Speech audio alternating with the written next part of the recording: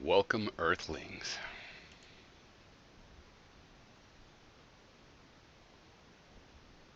This is Piro 314, broadcasting worldwide via the great internet connection we have in the northern wilds of Maine. Never to forget, this is via the MCWCM broadcasting platform located high in the stratosphere, generally located at the midnight. Welcome. All right, so I'm going to talk about my 9/11 memories. This is one of the holiday principle things of, hey, I'm old, I have memories. Um, but first, real quick, somebody else found a mistake in my correction. Typical. I was really happy about it. Talk about audience engagement. So the first thing, if you remember, is I forgot to multiply that, the 25. So we came up with this thing, right? And then I boom, boom, boom, quick ding. Oh no, not 12,500 divided by 1,000 is not 1.25 meters. Oh, good job, audience. What is it really? It's 12.5 meters. Yay, we have a winner. Correct answer, everybody. Woo! All right.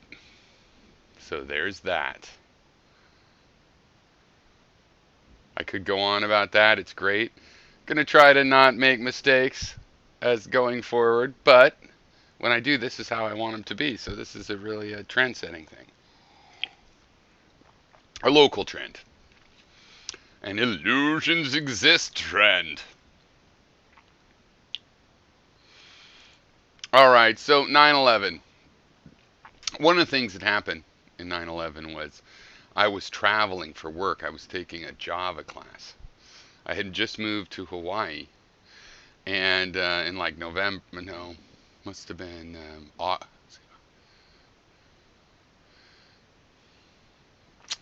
July or August. Moved to Hawaii. Got a job in November. June, July. I moved there. And came back starting that job with getting a Java training in California, also to bring some stuff back and whatnot.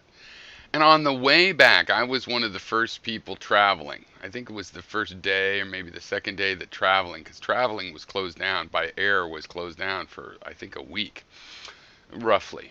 I'm just going by my memory. I'm not researching this ahead of time. So again, if I make mistakes, please feel free to correct me. And on the way back in the Honolulu airport, there was a display of kids had drawn drawings, and there was people jumping out of the buildings. It was sadru, super sadru, terrible.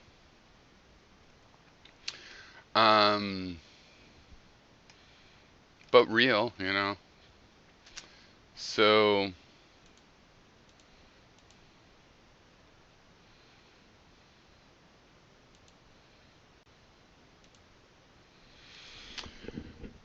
anyway, where I was, as I said, I was back there. I was staying with my mom in Stockton. Woke up early in the morning. I think it must have been when the second plane hit. My aunt, one of my aunts on the East Coast, called my mom where I was, and the phone rang in both houses. I was in a house, she was in another house. And she was like, "We're under attack." So we were watching it. A couple things I remember is one, I don't remember necessarily the order between these two things. But I remember when the Pentagon was hit, the Pennsylvania plane went down, that it was a very strong feeling of being under attack. I was also very scared because I know how Pearl Harbor type events can be used and what they can motivate. And I was already familiar because I'd watched it as it formed. Um, the Project for a New American Century in their statement that they wanted to use a Pearl Harbor to get us into wars, multiple wars at once, so we could prove we could take people out. Theodore Hightower. That's right. There's no super chat or Patreon, but I'm going to do those things because I know that those lend the sense of legitimacy. Like, how could this be worth anything if I'm not saying could send me money? I don't think I have the ability to do super chats on YouTube. I need to start streaming more, so we'll work our way up to that. That's my excuse there. And Patreon, the excuse is, I gotta figure out how that works and stuff. I don't know how Twitch bits or any of that works. But so we definitely felt under attack. I also remember watching the TV when the tower fell, the first tower, and it was behind the anchor, and then suddenly there was a bunch of clouds there, and it looked like it had fallen, but then there was a cloud there, and I'm like, is it just a smoke? And then as the smoke cleared and it was like sky, it was like, what the fuck? Because I remember early on thinking, geez, these things are well built. Because remember a few years before, maybe it was 8 or something, I don't know, 7, they tried to blow it up with by putting a bomb truck in the parking basement, something like that. And it was like, wow, it was pretty devastating looking. It's like, boy, the building didn't really barely care. I mean, I'm sure it needed repair, but it was amazing. It was fine, no problem. And I thought that was happening again, but it was like, wow, this is amazing. This thing can withstand that. And then, of course, it didn't. And we were just all watching it as every video came in, every personal video, the plane getting caught hitting the tower and all of this stuff. And I was pretty devastated. Now, politically, I was worried, and I did not protest going into Afghanistan, but I didn't trust America. But again, the thing that was weird about this is up until 9/11, when we'd had the first Iraq war, people's attitude was the feeling in America was like we weren't going to go into any of these little wars anymore. We were going to stop that. That was like Vietnam. They become quagmires. And George Bush Sr. was like, we're not going to go quagmire in Iraq. We're just going to push them from the air and get them out of Kuwait. And he did that. And it's true, it was still a big engagement, but, compared to an occupation, nothing. But then after 9/11, everybody was back to, we've had 8 years of peace. Let's just go for it. 20 years, whatever, 15 years, No problem. We won't make that mistake again. We're going to do this right this time. But I did not protest Afghanistan because they said they were going to go in and smoke bin Laden out of Tora Bora. They didn't do that. That was a lie. And then we just started an occupation.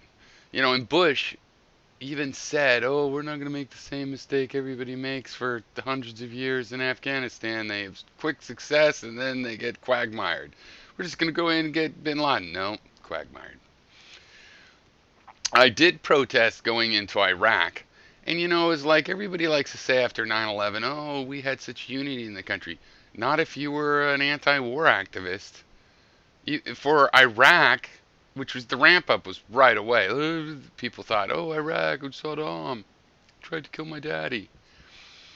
And, we're opposing it because of what it was going to turn into, which we knew and called correctly. So that's that. And, protesting that in the street with signs and whatever, regular just protest, people were driving by calling you a traitor. And I was in Hawaii, strongly democratic state, calling you a traitor. But we were all unified. Yeah, I don't think so. I don't remember it being unified. I remember this. Uh,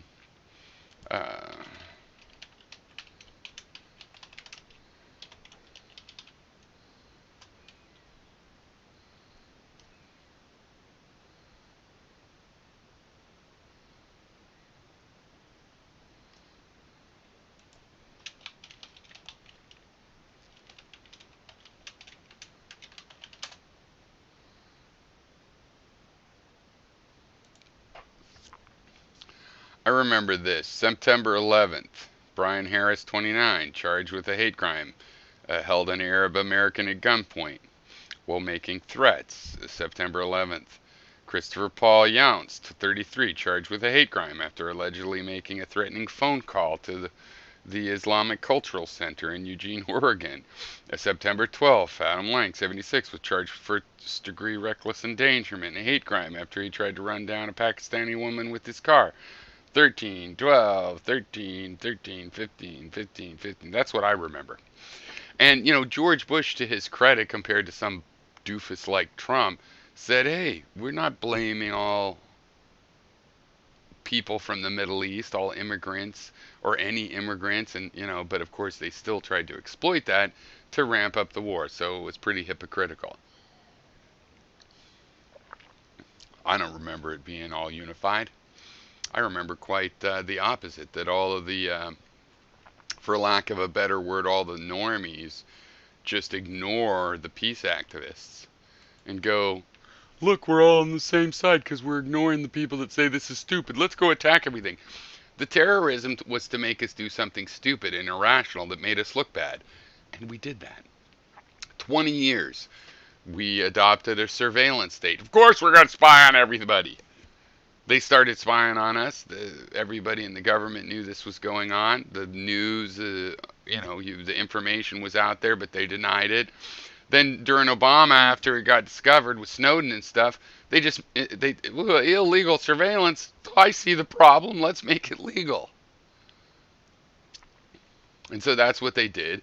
And they started drone bombing, I believe, over 100 nations. We regularly were drone bombing. And just perpetual occupations, expensive. Like free college, oh, we can't afford that. Well, the Afghanistan war alone was more expensive than free college. And then you add in the Iraq war, which was the more expensive one, I believe.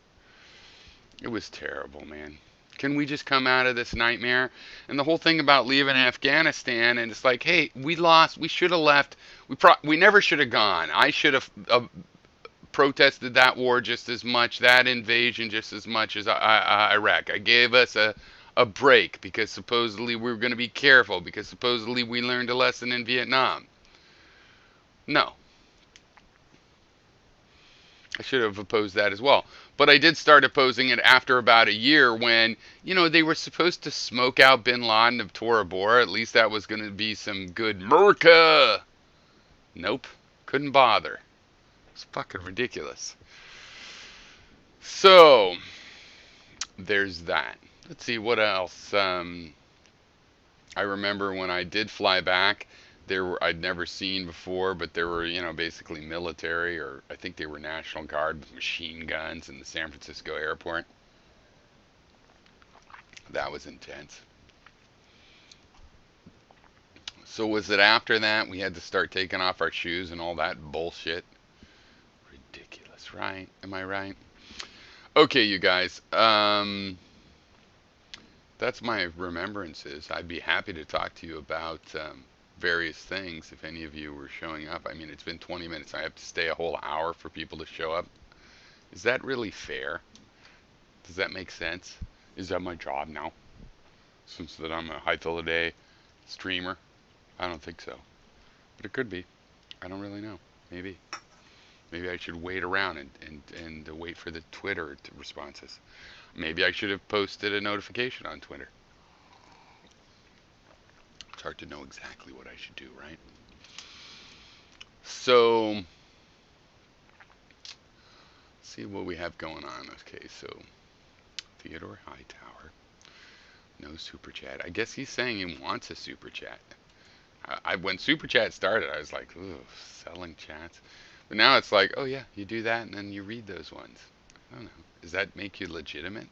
I'm willing to I'm willing to concede to society on their little legitimacy rules. What can I say? Oh, speaking of legitimacy, I heard that YouTube closed Forever Wolf Films channel, which is fuck them. But the thing about YouTube is that while it's been sucky to watch what happened, and like 7 years ago they made it so you're not going to get subscriptions just from talking your mind and doing vlogs. They're not going to feed you anybody. They want broadcast because it makes money. And a lot of people are like, see, they want to make money. Well, what the fuck? That's the system we live in. We live in it. Of course, it's not sustainable if they don't make money. I remember maybe circa 2010 or 11 calculating whether I could just even afford the bandwidth that I use through YouTube, besides the fact that if I put up my own site, nobody'd go and see it, right? So they own the network effect. But I mean, let's say I did, and I had calculated it would be $80 a month on the cloud provider that I was using at the time. I guess that was probably Rackspace, but I might have used Amazon to calculate it. I think maybe I did use Amazon to calculate the prices. And the storage and the bandwidth of just my videos was $80 a month. Now, it obviously costs YouTube less than that, from the scaling and everything. But still, $8 a month. I mean, I make them nothing. I've never monetized. I knew that, the writing was on the wall. That in the long run, because here's the thing, they had a reason to bring us in because of that network effect, more people, and we were generating conversation. And some of us, meaning vloggers and just, having fun pre-monetization, some of us were monetizable. But it's inevitable in capitalism. What's going to happen is once they carry people like us because it helps them grow, then they're going to grow, and that growth is going to max out. Everybody that's going to look at YouTube is looking at YouTube, and then the MBAs are going to come in and go, hey, look, we're spending $80 a month, or $8 a month, or 50 cents a month, whatever it is, on non-profitable Piro because he won't monetize, right? So they're going to cut that cost out. At some point, the businesses look to efficiency. The capitalist system it looks for efficiency. First, you grow and make all this extra money, and then you start going, did you know we're spending $300 million on people like Piro that we can't really monetize? And even if he turned on monetization again, well, I'm not eligible, but I was for a long time. Even if he turned it on, we wouldn't really make a significant amount of money. So it's not surprising. Now, as far as that goes, my answer is you got to be multi-platform. And I really would have thought one of these YouTube competitors could have been viable. I think Twitch is, but probably has its own problems. I actually think right now that the way Discord works, that's the way we can stay in touch. So if people get on the Discord, whether they take part or not, at least they can find out if me or any of the people that interact with me, the Dinah Cat Loves Me people, the Earl from Portland, whatever, that has the association, whether they watch me or not, I want to be in touch. I don't have to watch every one of your videos, or even Gary's video. I don't have to watch, but if I was to lose track of where I could watch Gary's videos, I'd be concerned. I'd want to know it. So the Discord, I think, is right now, an email would maybe be good, but I don't know. I think the Discord right now is a way to keep some sort of contact community. So not that we're a community that, hey, chit chat has a meetup. That could happen too, but I'm just saying the very minimal of, I would like to stay in touch with, like, where can I go see Forever Wolf Films videos right now? Well, she has my email. I hope she would email me. I have art of hers up here. I don't want to lose track of her. I don't need to watch every video she does an antinatalist contest. I always think maybe I should enter, but I'm not an antinatalist, but maybe I could still enter. She is a deep thinking artist. She might let me. And then, but I also think, no, I don't want to rain on their parade or whatever might happen from that. And so maybe I'm not watching every single video in a like a project like that. I don't want to lose track of her. And now YouTube has deleted her. If that's true, then that's fucked. So the Discord is one way. And specifically, Forever Wolf Films, if you are watching this, get on my Discord so that you can at least notify me of where to go take part in the conversations with you, or keep up with your conversation, even if, it drifts off to something that I want to take part in but can't really justify my participation in. So I'm not going to boycott any of these corporations that are behaving the way I expected, the bad way I expected it to be in the long run. I want to span them.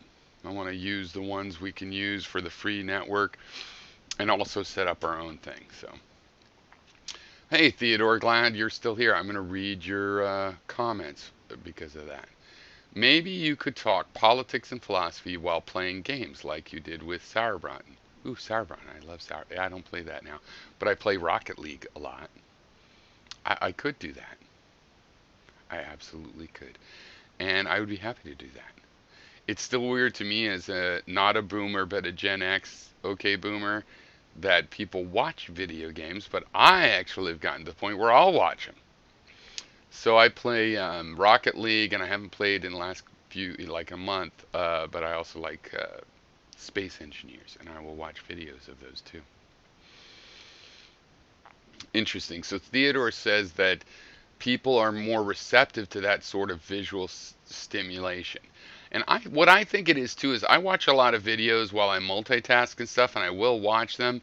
And so there's certain kinds of distractions that keep it going, right? Like if you watch a video game stream that is fun to watch because it has action, or maybe you play it so there's a latent interest that connects you, then it just keeps you going. And then somebody says something that keeps you going when you'd be bored of the game. And then somebody, you know what I mean? And so the visual stimulation is an interesting way to put the same idea. Also, Poning and Menhem is a great way to attract attention. Is it? Still? Well, if you search my name on YouTube, you come up with a lot of Menhem. So, I mean, I think that's driven a bunch, which is weird. And what few videos I have that just like gather crazy amounts of videos are not necessarily related directly to him, but some are. So like, let me see, for example, before I go here, I'll just do YouTube. We'll go to my analytics, but I'm going to look over here first. I'll get in there.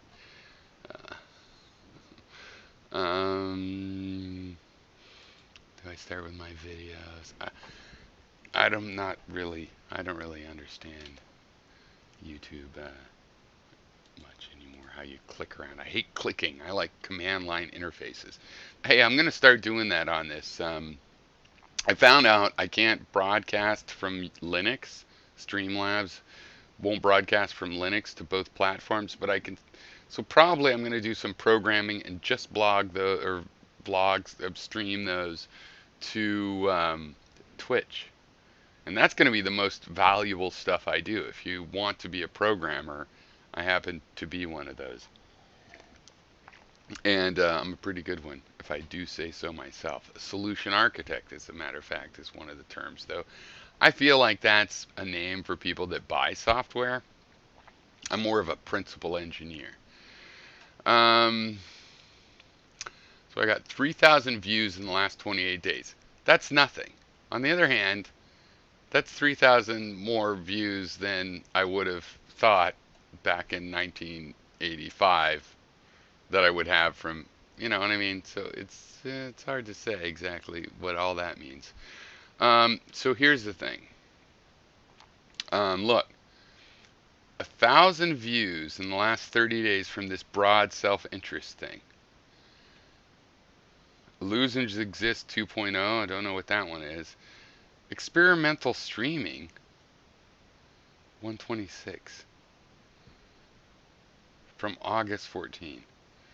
Okay, I guess. Experimental streaming. Okay. Okay, so 1,000 on this broad self-interest. This continues to be baffling. Look at this. Um, I'll increase it to last year. Broad self-interest, 17,000 views in the last year. So what is that? I mean, I just basically when they stopped video replies, my number of subscriptions just leveled off. Right? Because I'm a conversationalist. I talk to people. The video replies was how you found people to talk to, and that's how things grew. Right? I talked to someone, and then a few of their subscribers are like, "Oh, I'll keep track of this guy." They might even hate me. Not that they're hate watching, but not hate, but they're like, but I'm in the conversation. It's like back in the late '80s. I would listen to Rush Limbaugh on the radio because he was talking about politics. Doesn't matter. There's no leftist talking about politics on my radio. I all the dials. No. So I listen to him. And you get, callers and stuff that are on both sides, but even if you don't, it's like it's a subject matter thing where people that are talking certain subjects, you hear about them, and you're like, oh, I'm keeping track of the conversation. So, if let's say we had 17,500 videos over 365. So 50 people a day watching this video, this broad self-interest video. That's weird, right?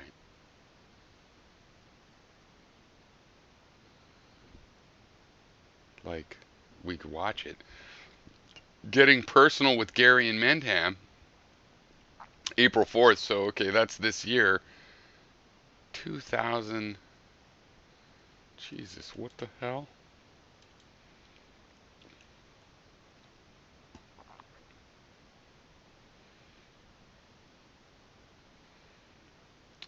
$2,400. This was published this year. Mansell's. Yeah, documentary. Gary watch. See what I mean?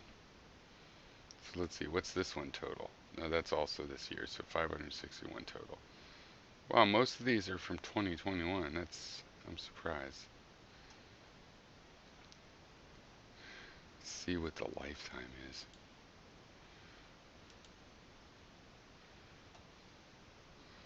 Broad self-interest coming on 3,000 views. Broad self-interest redux 20,000. Now this video, quantum mechanics is not magic. That's one of my favorite. Transcending the ego, also. These are actually good ones. Anomaly on the Atlantic seafloor, that's good, but oh my God, that's not good. That it's one.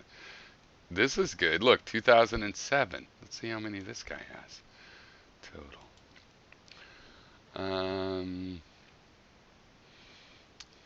2 views in the last 28 days. Where's the lifetime part? Didn't the other one have the lifetime part right out there? Reach. Impression. Engagement. Well, we could just go to the video and see. No, that's not it.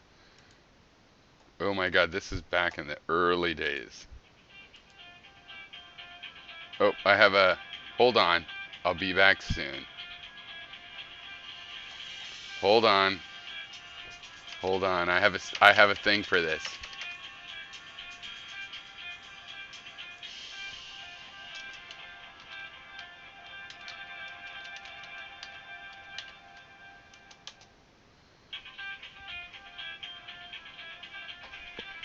Oh, for fuck's sake. Okay, hold on. Starting soon. Nan. Okay.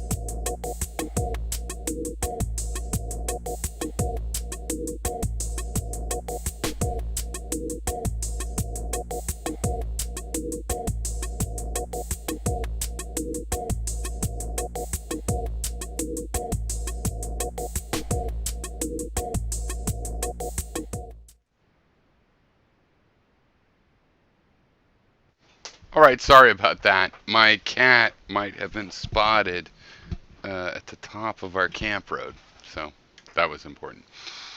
Now, so where was I?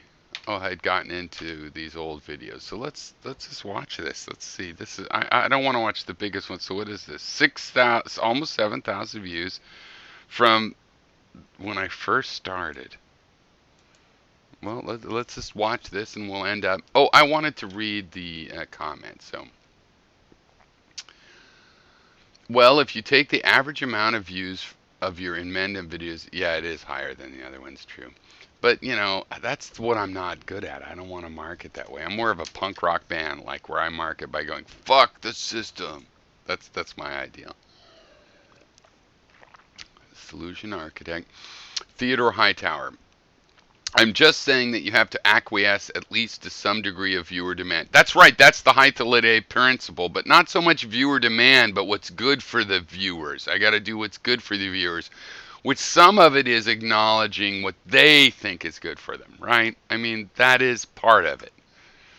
And if that's what you're saying, Theodore, I agree. That's what I'm trying to get the gist of, but it doesn't come natural to me, right? I'm just starting on a step where it's like, okay, all right, like the legitimacy of entering the market, right? Like by putting up a Patreon, the legitimacy is that, oh, people can pay you and you're asking for money, and that means you're dedicated for it to be valuable, which isn't really true. But okay, that's the kind of part of the premise. But the other more justified part is like people are allowed to not Patreon you and give you the message. Right, if you don't put up a Patreon, you don't put up all this stuff, which I haven't done yet, but let's just pretend that I've done it, because that's the concept. If you don't put it up, then you're saying, I don't care what you think. But it's like if you don't accept tips, like in Europe, then it's like, I don't care. You got the food, whatever. Who cares? The answer, what you thought of it. But when you open up for tips, it's like, oh, ha ha ha, I give you a penny. Right? Like, oh, I can give you feedback now. So maybe that's what it doesn't come naturally to me, but whatever. I'm 53. I'm conceding to the Romans a little bit, or I'm thinking about doing. Okay, I haven't done all of it, the conceding actions, but I'm in my head. There's concessions happening. I'll get around to it. I might have to hire somebody or pay somebody to do social media. I don't know. But I am going to continue to work on that. Mark Huffling says, we will solve the American political divide, or will this turn out to be productive? History just moves on. So productive is as productive does. Counterproductive is the kind of productivity. That kind of answer. I don't think it's productive in that we could be doing more useful and efficient things in history to get into the future. Will it turn out okay? I think so, but turning out okay could be 25 years of hell that we learn a good lesson from, and those of us that only have 25 years left are fucked. Hello, J. Troy Doe. Hello. That's J. Troy Doe's call sign. Mark Huffling. Where do you come down on government mandate for vaccines? Well, I think we have to follow the scientific advice when we make societal decisions. Individuals can make individual decisions. If you don't want the vaccine, but your job won't let you come back to work, then you're making a decision and a choice with ramifications. Are the ramifications fair? I don't know. We usually find that out in history in the distant future. I'm getting sick of people saying, oh, I don't want to believe in medical science because they told me to do something and I just don't want to be told what to do. That's bullshit. Make the decision, study the science yourself, or trust the science. And if studying the science is watching TikTok shit with no data, then fuck off. I have no tolerance. Now, do you get to make your own decision? Yeah, I support you making your own decision. Does that mean you might not be able to go back to your job at the ophthalmologist or in the hospital because you're an RN or an administrative assistant that doesn't want to take the vaccine, and the hospital's like, well, we're pro-vaccine. We believe we're in a business where we can demand you. Then yeah, then if you don't want to take it, fine, you lose your job. That's your decision. Go do something else where they don't need the vaccine. Now, am I super pro? I know I didn't want to take the vaccine right away, but you know what? I'm going to go with the statistical thing. Just like if the Nazis took over all of Europe and started attacking everywhere else, would I fight back? Yeah, I'm 53. Would I join the military if they wanted 53-year-olds to fight the Nazis that were trying to take over the world? Yeah, might I die and etc. Yeah, same thing. I took the vaccine when it was time for me to get the vaccine because I want to cooperate with the program of fighting what's killing hundreds of thousands of Americans. So, will it be the best decision? I don't know. Sometimes doctors used to think that, you needed to have leeches suck your blood to make you healthier. Guess what? Did it kill you? No, I still, even back then, would have had a better chance surviving a battle wound if doctors were taking care of me. So I would rather make the experts' mistakes and learn from them than the idiots' mistakes. So that's where I come down. All right, cheers, you guys, and thank you so much for the people that show up and interact with comments, because to me this is really meant to be a conversational medium. I'm trying to compromise and like, hey, here's a thing that'll be good. Like I want to do a basic logic video, and I'm going to do some programming stuff where I have a skill that's worth value, and maybe you'd be interested, and some people out there might even want to make it their career, and I could teach them things that'll be materially valuable to them. But other people might just be interested in someone talking about something they actually know something about, because I specialize in talking about things on, at least in the YouTube period, that I'm just interested in talking about. But maybe I can offer something of value. Maybe that I'm trying to concentrate on that because of the Hythloday principle. It's my gift to Hythlodays' legacy for what he paid in order to have a legacy. All right. Love you guys. It looks like we're coming on 45-ish minutes. And I'm going to play myself out with some beat that I made that I'm going to work on better ones, don't worry. Because I found with the Streamlabs is great. You can stream the both plays and all that ball. But it does cut off the videos. So if I do a little bit of ending, but once I put up the thing, I'm not coming back. So you might just, you could just close. But I want to make sure the whole stream's there. So we're going to do a few seconds of it. All right. Cheers to you as I execute myself. Exit stage.